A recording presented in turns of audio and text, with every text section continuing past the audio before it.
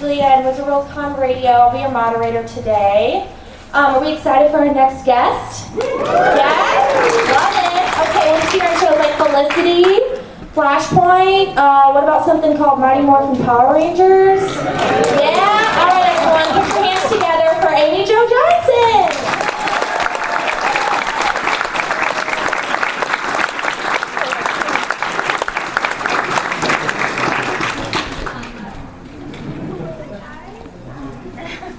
Welcome, welcome. We're so happy to have you. So have you been enjoying your con so far? I have. Last night I went out with Zach McGowan. Oh, from the 100? Is that? Dude, that guy was absolutely nuts. Yeah. We had fun though. This is a really fun show. Good. If anyone wants to ask questions, please line up at the microphone. We just ask one question per person and no personal requests, please. That way everyone has a chance to ask. So we're so excited to have you here today. Your role as the Pink Ranger, personally for me, that was like one of the first like badass roles on screen that I ever saw, which is so awesome. What's it like to see that show? Did you expect that it would be as big when you first started it, for one, and then for it to continue through so many generations and now being rebooted?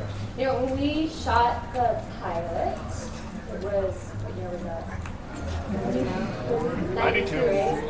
We had no idea that it would be popular. I don't even know. I mean, maybe Haim Saban knew it would be because he seems to be like he kind of gets that stuff, obviously.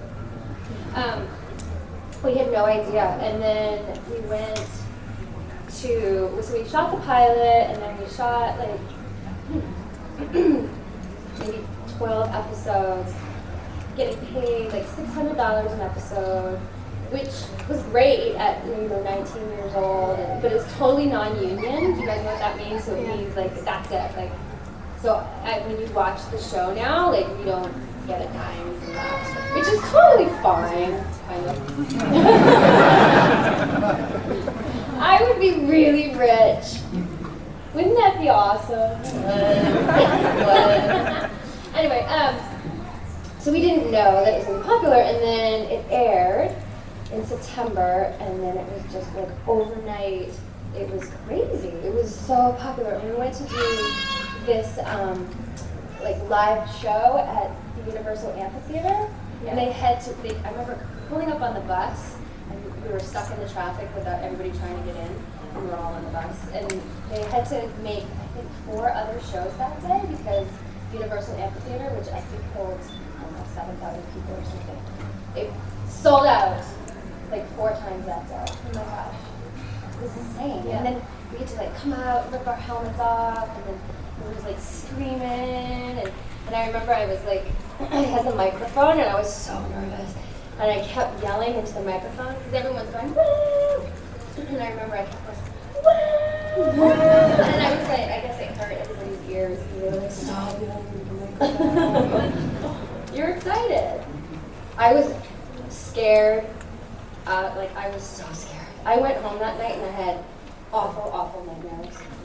It scared the crap out of me, you guys. I didn't like it. Well, we love you.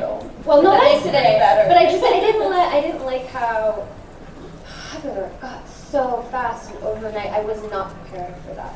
Yeah. Because you were like a pro gymnast, I guess, pro gymnast. So that. Sure, going to show you a back leg. No, I don't think you can go pro. Wouldn't that be cool? Like, and you don't never get paid. Like, you can go pro and get paid. Or is it? Well, I was a gymnast. I had quit when I was 17. Not quit. I retired. I got scared. I got something called what do we used to call it? The chickens. I got the chickens, guys. I totally got the chickens. The twisties. I got the twisties. All of a sudden, I got in my head, and every gymnastics move I did, I would twist. It was so dangerous. I would like do a backflip, and then I would just twist. So I had to quit. But you did a lot of your stunts on set, though, right? Yeah, I got through the twisties on set. I had to. Yeah. But then I was only doing like back handsprings and like, or I remember like we would make up our own little like fighting routines, and I remember one fun thing to do was like kick someone and they grab your foot and like lift you up and throw you into a backflip. That was a good one. Terrifying. Fan questions up here? Hey, Michelle. Hi. I think I speak for most, if not everybody here in Columbus, that we're finally glad to have you here. Oh, Happy to have Awesome to be here. you. So you may or may not have gotten this question a lot, so if not, then I'll go ahead and ask. How do you feel about the reboot Power Rangers? You know, I'm super excited to see it. I'm really curious. The casting is kind of incredible, and Elizabeth Banks is awesome, and I think, I don't know, I hope we'll be surprised. Aren't they doing like 8 of them or something like that?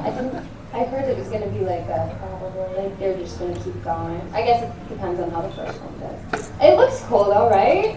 Are you guys excited for that? Yeah. Don't forget about us little old original ones. Thank you, Michelle. Yeah. So my question is relating to the movies as well, like the older movies.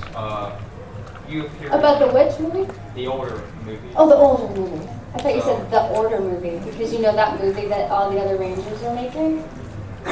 Called the Order movie. Oh, you guys should check it out. Go to the, what is it, theordermovie.com or something? So Karen Ashley and David Yost, and I think actually Johnny Young, Bosch, and Karen are the producers. And then, yeah, you gotta check it out. They just raised, I think like $134,000 or something like that on Indiegogo, and they're gonna shoot in October. And they have already written the script, and they're gonna make this like, it's not a Power Rangers movie by any means, but it's like all, I think there's like 20 people from different, what do you call them, generations of Power Rangers that are in the film. Yeah, it's pretty cool. But my question was, so you appeared in both Mighty Morphin and Turbo, and Mighty Morphin as a Ranger and Turbo, not as a Ranger. Right. So my question was, how was your experiences working on those films different from one another? One as a Ranger and one not as a Ranger? Oh, right. Well, the first one was a $35 million movie shot in Australia, and we were there, I think, for 9 months because why were we there? So who shoots a movie for 9 months? My lord, they waste a lot of money. They hired this one woman to play Dulcia, who happens to be the highest paid woman on TV now, or 10 years ago, but what was her name? Yeah, Mariska. Oh, yeah. She was the original Dulcia. And they fired her like halfway through, and then she went on to like have an amazing career. And they hired this other woman, so we had to reshoot like the entire movie. And we had so much fun. Oh my God. Like that town does not go to sleep. They don't close the bars. It's crazy. You would just be having beer inside this dark bar and then finally like walk outside and it's light out. And you're like, oh, oops. Oops. Yeah, that was a crazy little town. And then, so then doing Turbo was probably $80,000 to make it. I'm really not exaggerating. And they shot that like down the street of where we shot the TV show in Los Angeles, and I had a lot of fun because I got to play a bad person in that, right? Yeah.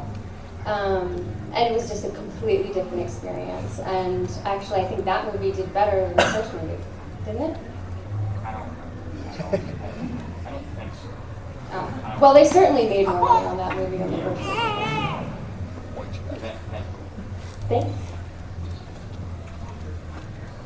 Hey, Joe. Hi. My question isn't Power Rangers related, but what was it like working on Suzie Q, essentially playing a ghost? Did you enjoy it? That was one of my favorite experiences, was doing Suzie Q. So I had asked to leave Power Rangers. I had done 152 episodes, and I was kind of done. I was like, okay, it's time to move on with my career and start training more as an actor, and then, just, it was time. And so Shuki Levy, who was one of the producers on the show, said I could leave as long as I did this movie, Suzie Q. which was so nice, right? Like, so he wrote me this movie, him and his girlfriend at the time. And so I went, and then I agreed to do 5 more episodes as well, and I'll also come back whenever he asks me to come back, to do an episode or so. So it was great. It was awesome. I had so much fun. It was the first script that I got to just really dive into, and yeah, I had a blast. We shot that in Vancouver. Awesome. Thank you very much. Yeah. Mine also is not a Power Ranger related. I watch Power Rangers with my sister because I'm was right older than, and I really love Felicity. What was your experience doing Felicity compared to Power Rangers? Yeah, for me, when I got Felicity, I was just so excited, and the experience I had on that show was, they would get, every director for each episode was a film director, and they would treat each episode as if they were creating its own little movie. And I found the other actors on the show incredible, and even Harry Russell, who's doing The Americans now, and Scott Speedman is on, what's his new show? He's a new show coming out soon. And anyway, everybody was just really talented and amazing, and and I felt like I grew a lot as a person and an actor. The one thing that did happen while I was doing Felicity, actually during the pilot, my mom was diagnosed with cancer. And then she passed away literally, I think 2 episodes in, and they had to stop production for me to go home and be with her and say goodbye. And, so then when I went back, I think I was in a bit of a daze for a year while filming. And I actually, after 2 seasons, I don't know if you remember, but I left. And I asked J.J. Abrams, who was the producer, if I could leave, which is crazy looking back. It was the high point of my career, and I had to ask him because I think I needed to go grieve. I just needed to go. That's understandable. I lost my mom at a young age, and I was actually in depression for about 2. So I understand. Oh my God! You know what? Thanks, and I really love Felicity. Oh yeah. No, losing your mama is so hard. I don't know if anybody else has. It's like, I read in a book somewhere that the age you are when your mom dies is the age you'll be stunted for the rest of your life. So I'm forever 28. But you look it, that's for sure.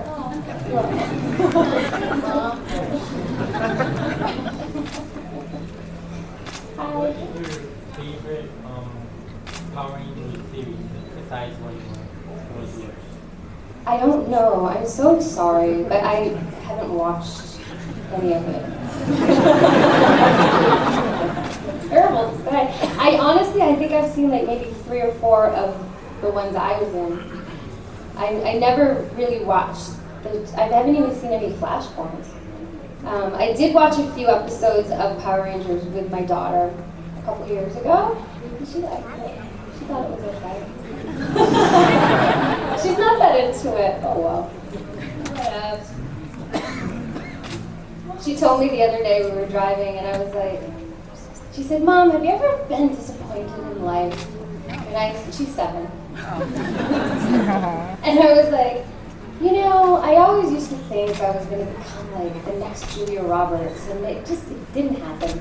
And she goes, yeah, you never were really a big hit. I was like, no, she said, yeah, you never were really that big of a hit. And I said, yeah, no, I guess I never was.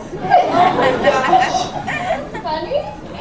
I think that's so funny. And then we were walking down the street maybe 2 weeks later, and somebody recognized me, and I signed something or whatever, and then walked away, and I looked at her, and I'm like, maybe I am a big head. To that person. You actually did, music is a big passion of yours as well, and you came out with an album a few years ago, right? So how much do you focus on music now, or how has that influenced? So music has always been sort of a passion and a hobby that I do when I feel like I need to be creative and I don't have an acting job or something. And then in the last I guess 5 years, I've really switched my passion into writing and directing. And so I've done 3 short films and then 1 feature film, which is coming out in 2017. It's called The Space Between. But I'll get back to that in a second. The first, it was the second short film I did. Well, actually both short films. I did Indiegogo campaigns to raise the money to shoot them. And so I decided I hadn't created an album in almost 10 years, and I was like, you know what, I'm going to say that I'm going to be releasing an album on Indiegogo so that I would like kick myself in the butt and write an album and do the album. Yeah. So I did that. So I sold the album to raise money for Lines, a short film that I did, which you can check out online on YouTube, on my YouTube channel. You can see it, or on the Space Between featurefilm.com website. The Lines movie is on there right now. And so that album is called Never Broken, and you can get it on CD Baby or on my website. Anyway, and I had so much fun writing and making that album, and it kind of comes in waves. Like right now I'm just so driven with writing and directing, and I'm working on my second feature film. It's called My Heart Is in My Head, and that can only do really one creative thing fully at a time. So, and I know that there's some people, some of you may be sitting here, one of the perks for the Space Between Indiegogo campaign was I said I would write you a song and paint you a painting. Well, I did all the paintings. I have 10 songs to write, and I'm so sorry. It's been a year, and I still haven't written those songs Right. We don't want them to like be rushed, or. Yeah. So and then the thing was is that you could write me a letter, and then I'll write a song based off of the letter that you've written me. Oh, that's fun. Yeah. So I feel like when I get the mental space and the time, I'm really excited to actually sit down and create a new album, maybe called Letters or something, that's based off of all of these songs I have to write. But I will at some point. But I thank God, I think the people who actually bought that perk, because it was quite a bit of money, have been supporting me for so long that they're being very, very forgiving, and I think that they're okay with the fact that it's taken me a really long time to write these songs. But I will at some point. I have a half of one done. There you go. You started. So tell us about The Space Between. Oh, okay. So Yeah. so Jessica Adams is over there. She produced it with me. She's fantastic. And it's a heartfelt comedy, and it's about a guy who discovers that his child is not his own, and that his wife had taken his infertility into her own hands, and she sleeps with the busboy at work to get pregnant. No, right? And he happens to be a redheaded university student. So then the baby is redhead, and they don't. And so the movie starts off with this guy Mitch discovering this about his child, that it's not his, and so he takes off on this what's it called? Road trip to go find the biological baby daddy. Yeah, but it is a heartfelt comedy. Exciting. And when will this So right now we're doing festivals. We just went to Shanghai. We went to China for the Shanghai International Film Festival. It was our world premiere festival. And then we're going to do festivals throughout the fall. And so the first one we know about, there may be some before, but we definitely know for sure we're going to be in Carmel International Film Festival, which is October 20th. And we're actually the opening film of the festival, which is on October 20th. If anybody, you guys don't live near Carmel, but if you feel like going to Carmel, Stacy, Kira, yeah, it's gonna be so fun. It's the most beautiful festival, and they do like a wine and food thing beforehand, and then in a 700-seat theater, we're gonna watch the film with Matthew Modine's short film as well, and he'll be there. The whole cast is gonna be there. They're bringing out the whole cast for this, and then there's an after party. It's gonna be awesome. And then we just got into Whistler as well. which is in Vancouver, the Whistler Film Festival. So we'll probably do about 10 festivals in the fall, and then starting hopefully January, February 2017, we're gonna release the movie in the plan of attack is, which is all the details aren't worked out, but we want to do a Comic-Con tour with the film. So, like, say tonight we all went to a movie theater together and watched the film. Wouldn't that be fun? So, yeah. So we're going to do sort of like a grassroots little theatrical tour that way, and also release it hopefully on iTunes and other platforms online at the same time. Awesome, congratulations. Thank you. Wonderful. Yeah. Actually, I had a comment about lines too. I saw it the other day, and I think it's has a really great message and a really great film. But my question is I'm 30 now, and I'm a professor, and I'm trying to balance everything in my life, but I'm also an amateur musician and filmmaker. I've had 3 films at documentary film festivals, and it's really hard to try to balance all of those things. So tell me about like your creative process and how you balance all of those things, plus motherhood, plus Yeah, it is hard. And for me, I really can only do one thing at a time. I've put my acting career kind of over here on hold for a while I really truly focus on writing and directing, and balancing being a mom, which being a mom, as a lot of you moms know, comes with a lot of guilt for some reason. I'm not exactly sure, but because when I'm working, I feel so guilty. And then anyway, that's a whole other thing. So, yeah, I don't know. Honestly, I think everybody struggles with that, and it's just sort of, for me, I can only do what I love to do. So if I'm doing something that doesn't make me happy, then I won't do it. Like, nope, I'm done. I can't do it. I've looked too. I asked to leave Power Rangers because I was done. I wasn't happy anymore. I asked to leave Felicity because I was done. I was very sad and needed to go cry somewhere.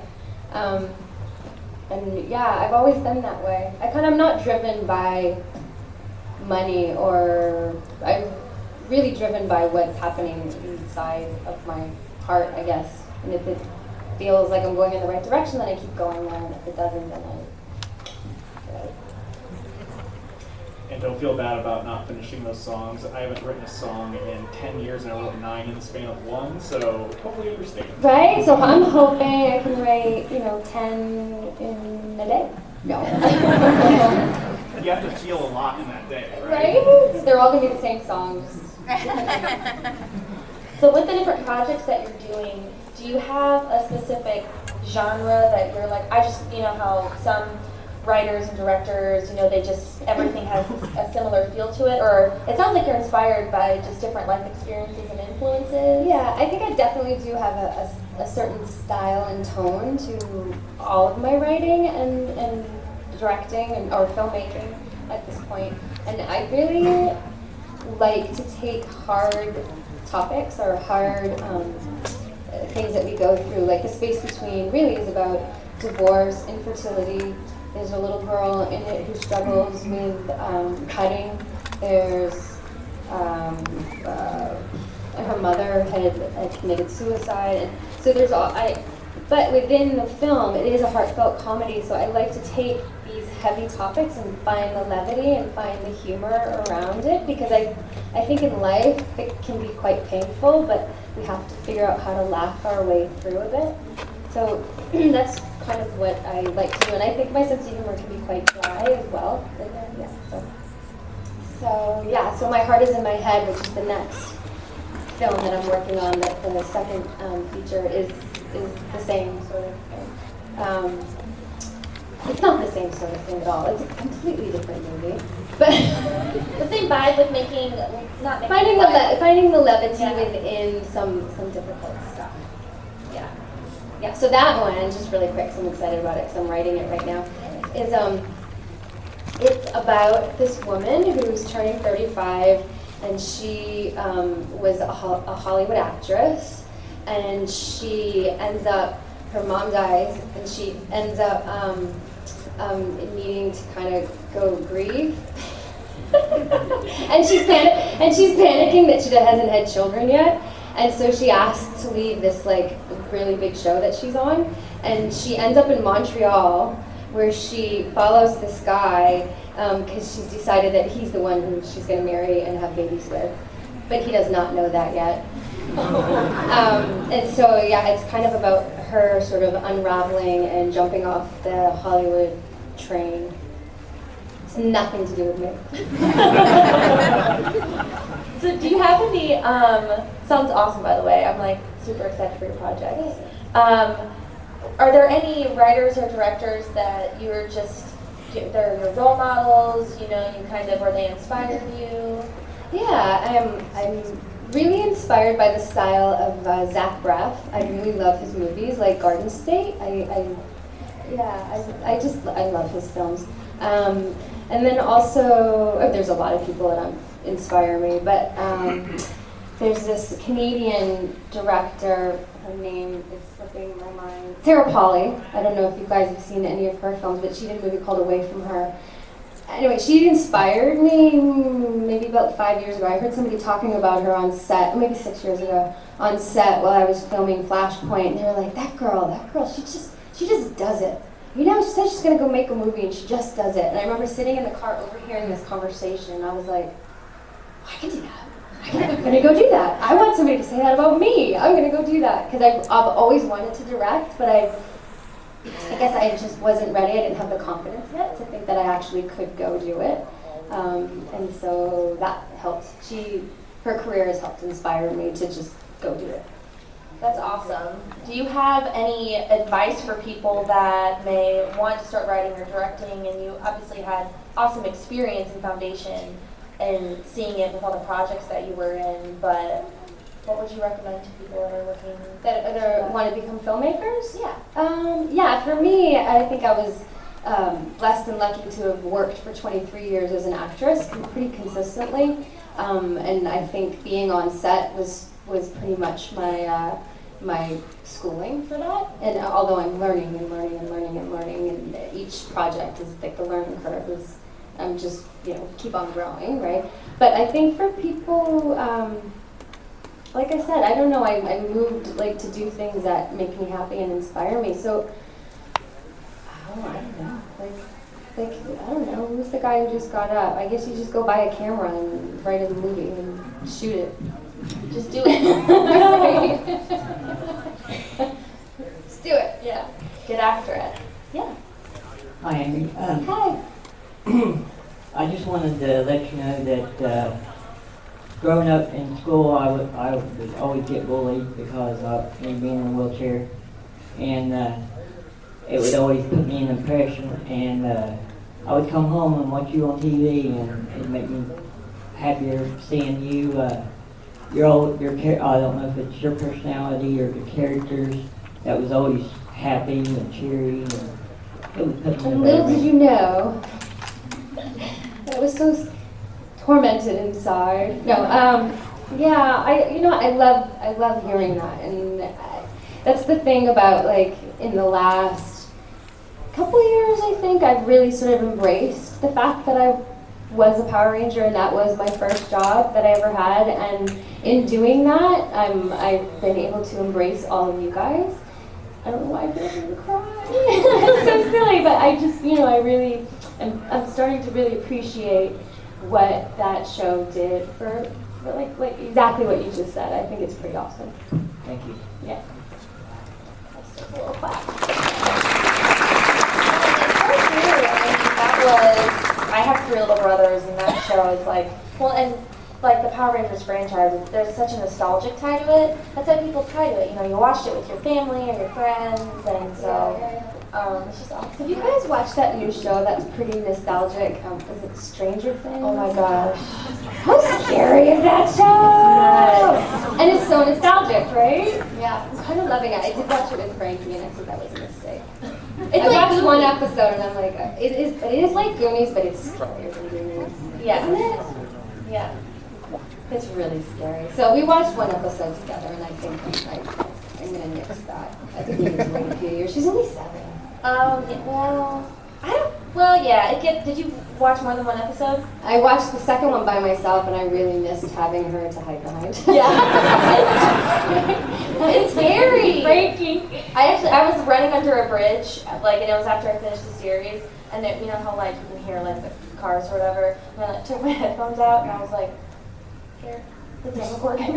Jessica watches it, and she can't watch them all by herself either. Anyway, enough about Stranger Things. It's an interesting way to shoot, though. Did you, with the different films that you're making, or not series, of course, but what do you think about these shows now shooting all at once, and then they just, binge it?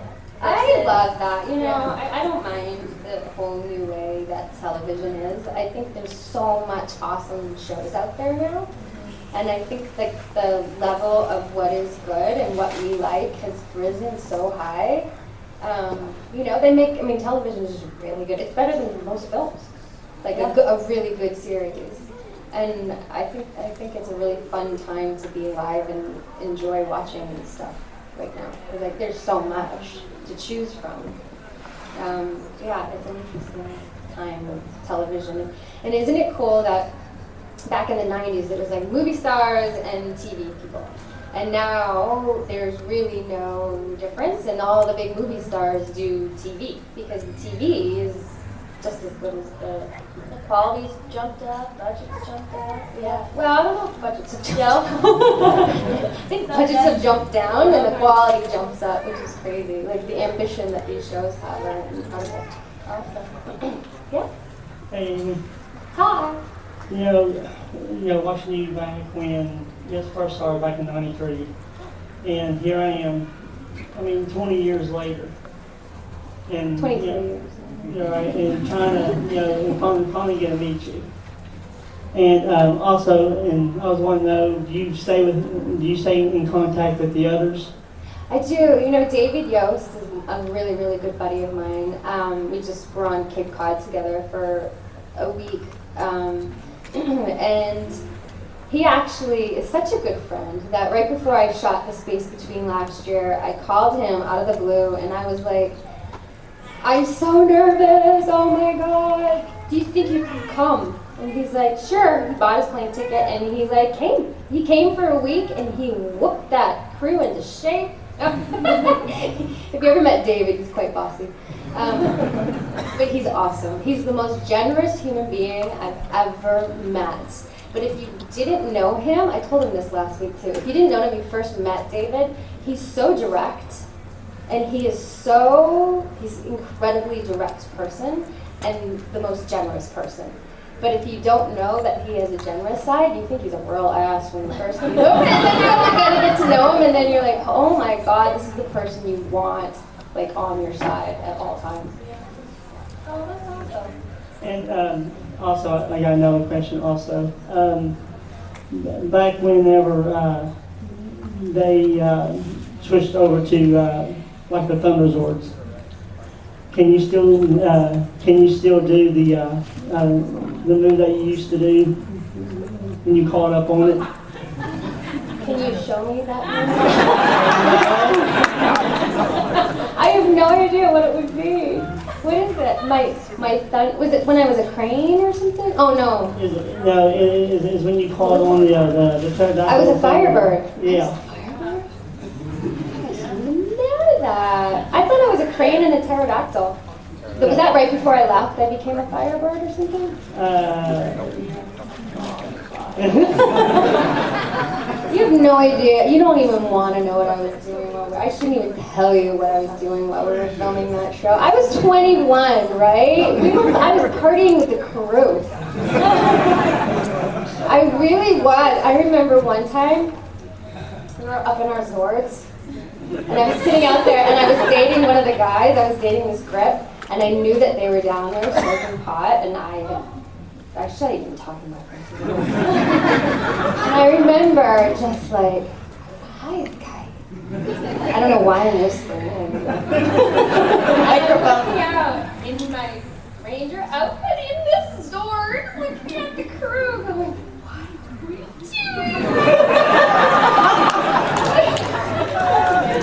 Oh my God. Anyway. sorry, I didn't remember I was a thunder cat. Maybe that's what inspired like the writers. You know, they were like, well, it's Mara. I think they were as well as Yeah. they were writers. They had to be right. Oh, that's awesome.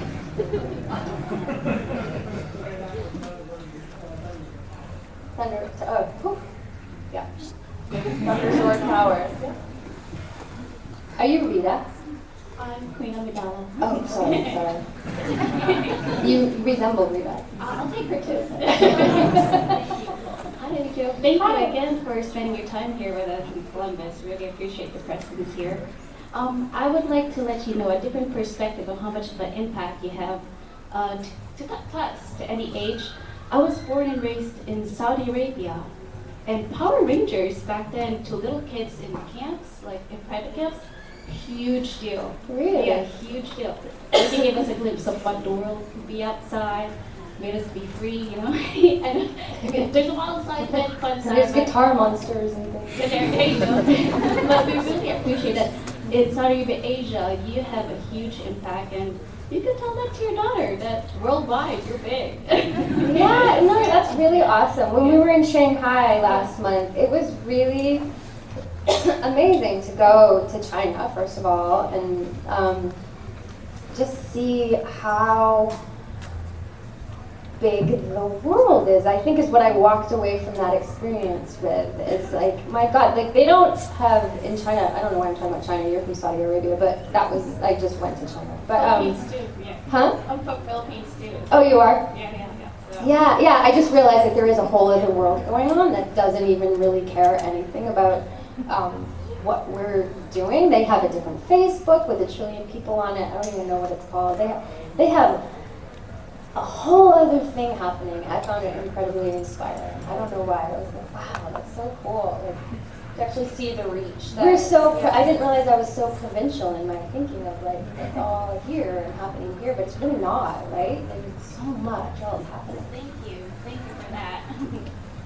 Did you have any, like all of us, you know, we watched you and we're like, oh my gosh, you're amazing. Were there any shows or movies and characters that you were growing up that you just geeked out over or still geek out over? Still geek out over, I don't know, but when I was in high school, who did I have on my door? I mean, on my wall. It's the guy, what's that guy's name? I think he might have come to these conventions now, too.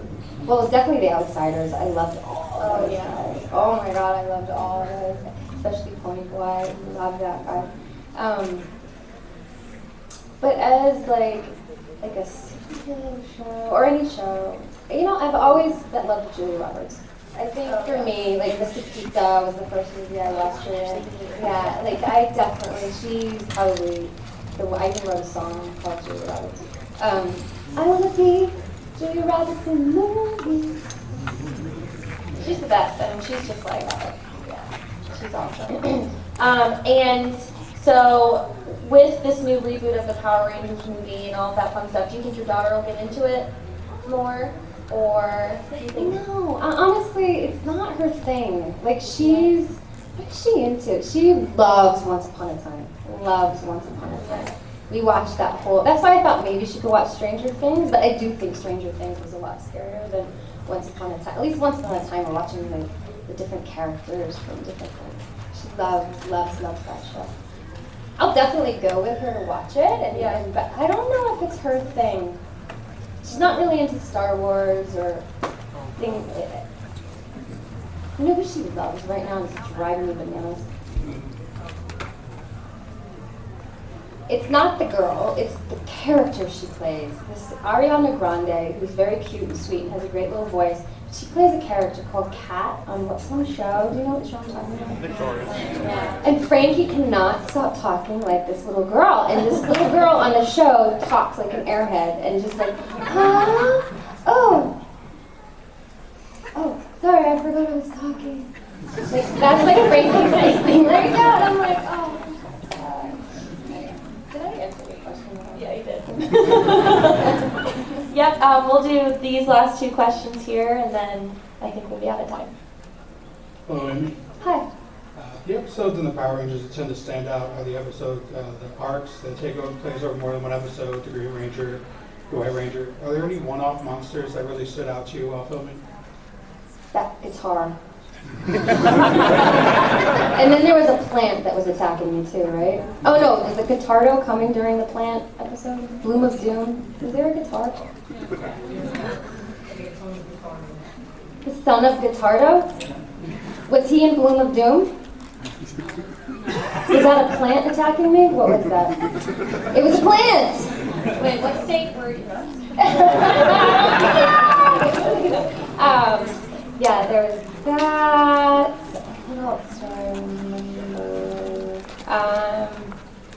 Yeah, there's that. I remember those 2 episodes. I remember doing fun stuff with David Yost. We got to switch characters one time, or one time he became bad and he stole the way I was portraying the bad person. It was really making me angry. I'm kidding, kind of. I remember I came up with this voice, like my bad voice or something, and all of a sudden he's like, yeah, me too. And I'm like, hey, get your own bad voice. Aw, poor David. Hi, I'm Joe. Say the Sutter Park Elementary Power Rangers fan club. Welcome to Columbus. Thank you for stopping and spending time with us. As one of the original, I would say, empowered women in television, nowadays with with being such an issue, do you feel like you're taking on any more as far as that respect? So it's like, hey, we've been doing it for a while, like I've been there, or do you feel the need to get out there and show kind of like that I don't even know the question I'm trying to ask. Yeah, I don't know. Well, I kind of understand what you're trying to ask, but I don't. My brain doesn't think like that. No, my brain thinks, but it doesn't think. It doesn't. I am not that little cat. My brain. No, not that cat. The cat. The other cat. The Ariana Grande. Oh my God. My brain doesn't think like that. So I don't really, I've never looked at what was stopping me and gone, I've always just been a person, I know what I want to do, I'm just going to go do it, and I just don't look at, I just go do it. So I don't really think about that too often. Maybe I should, but I don't. Thank you. Well, thank you so much. We are so excited to have you here, and we're so excited for your future projects. And everyone, can we just give her a major round of applause?